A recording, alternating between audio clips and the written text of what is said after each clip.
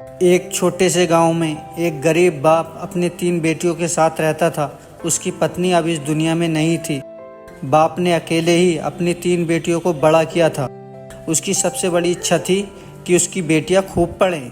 वह खुद ज़्यादा पढ़ा लिखा नहीं था, लेकिन वह जानता था कि पढ़ाई इंसान की ज़िंदगी बदल सकती है। हर सुबह वह मजदूरी करने निकल जाता और शाम तक पसीना बहाकर पैसे कमाता। कमाई बहुत कम थी, लेकिन वह अपनी बेटियों की पढ़ाई को कभी रुकने नहीं देता था।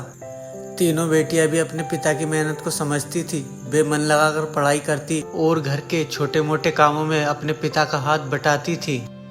पिता हमेशा उनसे कहता था, बेटियों मैं तुम्हें ज्यादा कुछ नहीं दे सकता, लेकिन तुम्हारी पढ़ाई जरूर पूरी कराऊंगा। बड़ी बेटी ने पूछा, लेकिन पिताजी हमारे पास इतने पैसे भी तो नहीं है।